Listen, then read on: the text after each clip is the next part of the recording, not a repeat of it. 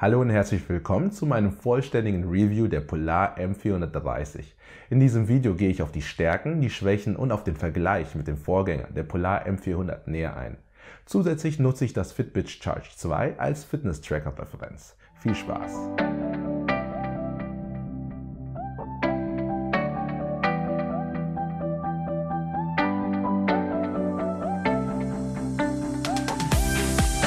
Hey Leute, wie geht's? Björn hier mit FitGadget. In diesem Channel geht es darum, wie du deine Fitnessziele besser und schneller mit Gadgets erreichst. Dazu gehören Unboxings, Tipps und Tricks und Reviews wie dieses hier.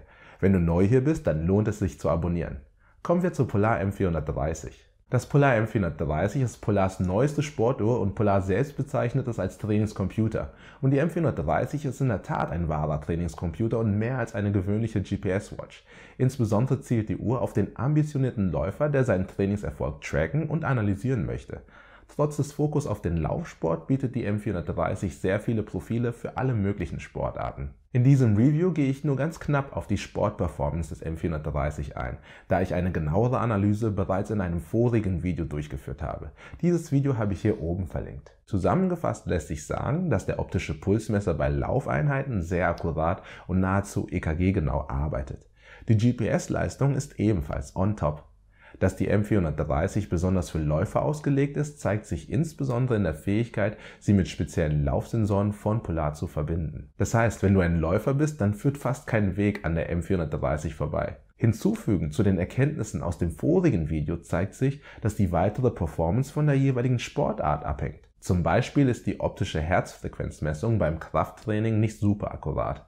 Insbesondere reagiert die Messung nur verzögert auf schnelle Pulsanstiege. Jedoch schlägt sich die optische Pulsmessung des M430 im Vergleich zur Messung des Fitbit Charge 2 zum Beispiel deutlich besser und ist viel genauer. Außerdem muss man der M430 zugutehalten, dass die angegebenen Durchschnitts- und Minimalwerte ausreichend genau sind. Beim Schwimmen funktioniert die optische Pulsmessung soweit auch akkurat, vorausgesetzt das Armband sitzt fest genug. Leider funktionierte der Brustgurt nicht unter Wasser, sodass ich keine Referenzwerte habe. Jedoch entsprachen die angezeigten Herzfrequenzen meinem Körpergefühl. Das Display ist bei Sonnenschein und im Schwimmbecken sehr gut lesbar.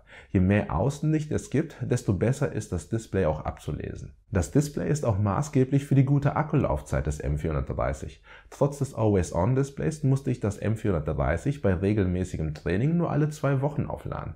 Leider kann man hier keine genauen Zahlen nennen, da die Uhr keine prozentuale Angabe des Restakkustands hat. Mehr zu der Akkulaufzeit gibt es im Abschnitt über die Unterschiede des M430 zu seinem Vorgänger, dem M400, unter dem Punkt GPS-Energiesparmodus. Die Aufladedauer bei leerem Akkustand beträgt 1 Stunde, bis der Akku wieder voll ist. Kommen wir einmal zur Menüführung des M430. Selbstverständlich gibt es verschiedene Watchfaces mit analoger bzw. digitaler Zeitangabe. Auch integrieren einige Watchfaces die aktuelle Tagesaktivität.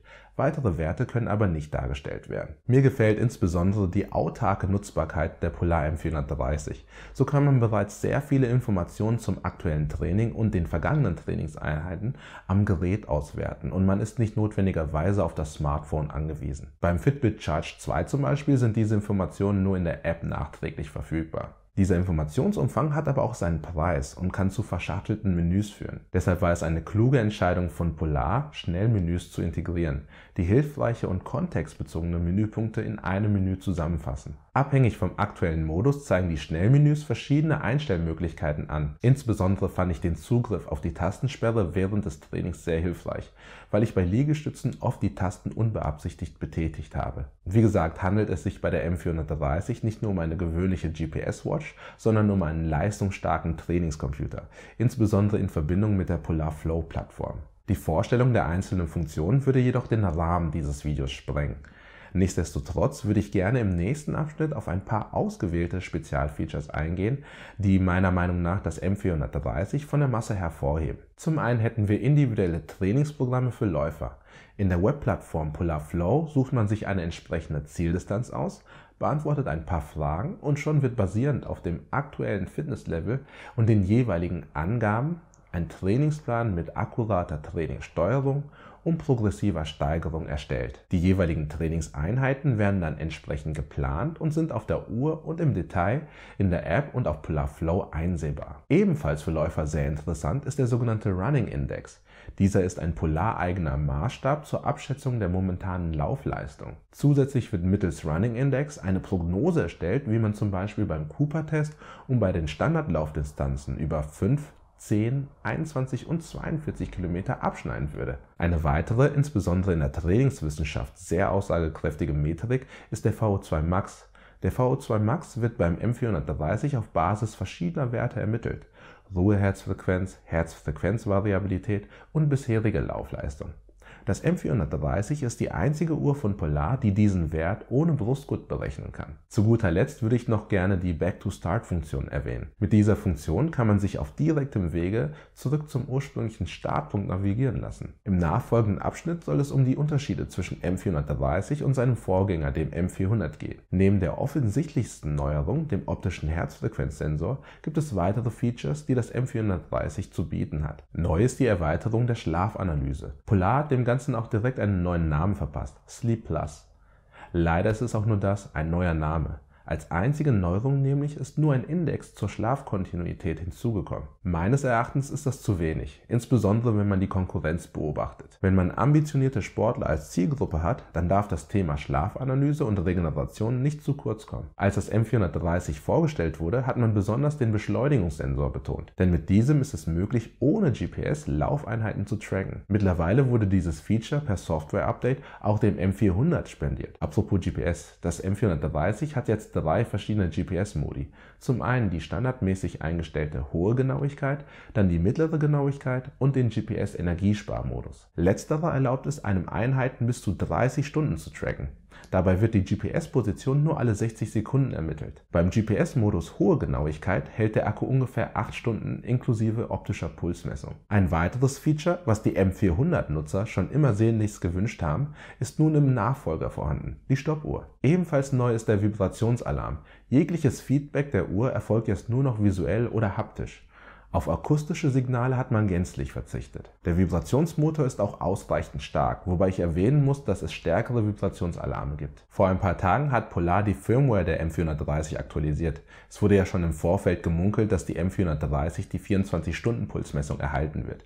Mit dem neuesten Update wurde dieses Feature nun endlich ausgerollt. So misst die Uhr nun alle 5 Minuten die Herzfrequenz über den optischen Pulsmesser. Je mehr Bewegung, desto kürzer die Messintervalle, bis hin zur kontinuierlichen Pulsmessung, so als ob man eine Trainingseinheit durchführen würde. Somit will Polar den höheren Akkuverbrauch durch die 24-Stunden-Messung eindämmen. Ich habe bemerkt, dass bei Polar die Berechnung der Alltagskalorien, also der Kalorienverbrauch während normaler Alltagstätigkeiten, geringer ist als zum Beispiel bei Fitbit. Welche Angabe nun die genauere ist, wir reden hier von einer Diskrepanz von 100 bis 300 Kalorien, kann ich nicht mit Sicherheit sagen, wobei ich eher den Angaben von Polar zustimme. Auch nach dem Update gab es keinen merklichen Unterschied zwischen den Ergebnissen vor der 24-Stunden-Pulsmessung. Entweder war der Kalorienverbrauch basierend nur auf den Schritten schon sehr akkurat, oder die 24-Stunden-Pulsmessung hat keinen nennenswerten Einfluss auf die Alltagskalorien. Durch das Update wurden einige Anzeigen und Menüpunkte auf der Uhr und auf der App respektive Polar Flow überarbeitet. So ist mit der 24-Stunden-Pulsmessung auch eine Anzeige des tagesaktuellen Ruhepulses, des Maximalpulses und des Minimalpulses während des Schlafs hinzugekommen. Außerdem wurde das Schlafmenü auf der Uhr um mehr Informationen erweitert, welche bisher nur in der App und auf Polar Flow einsehbar waren. Auch hier hätte man es besser machen können und die Pulsdaten während des Schlafs nutzen können, um die jeweiligen Schlafphasen zu differenzieren und zu analysieren. Naja, was nicht ist, kann ja noch werden. Schließlich wurde der Vorgänger, die M400, ja auch mit nachträglichen Features versorgt, genauso wie die M430 jetzt mit der 24-Stunden-Pulsmessung. Ein sehr großer Kritikpunkt ist für mich die Verarbeitungsqualität. Ich benutze die M430 seit mittlerweile 3 Monaten täglich und im Laufe der letzten 2 Monate musste ich leider feststellen, dass die physischen Tasten sehr anfällig sind. So funktionierte die Runtertaste nach einiger Zeit nicht mehr zuverlässig. Mittlerweile funktioniert diese Taste gar nicht mehr und die anderen Tasten fangen auch schon an mit den gleichen Symptomen. Ob ich ein Montagsgerät erwischt habe oder es sich um ein generelles Problem handelt, kann ich leider nicht sagen. Kommen wir mal zum Fazit. Die Polar M430 ist eine sehr, sehr gute Sportuhr. Autark, man kann die Uhr auch komfortabel ohne App nutzen, wasserdicht, lange Akkulaufzeit, einigermaßen robust, abgesehen von der Verarbeitungsqualität der Tasten. GPS, leider kein barometrischer Sensor, die Höhenmeter werden somit nur über den GPS ermittelt.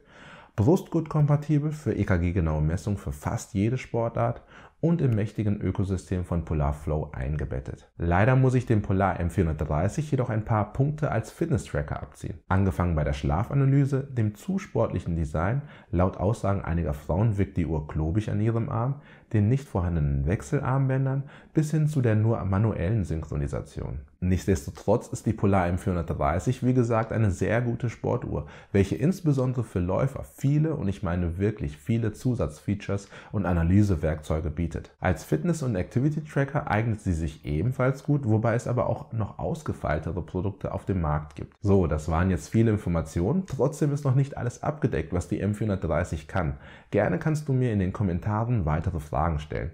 Ich hoffe, ich konnte dir einen guten Überblick darüber geben, ob die M430 die richtige Sportuhr für dich ist. Schaue auch unten in der Beschreibung für den aktuellen günstigsten Preis für die Polar M430. Vielen Dank fürs Zuschauen und wenn dir das Video gefallen hat, würde ich mich sehr über ein Like und einen Kommentar freuen.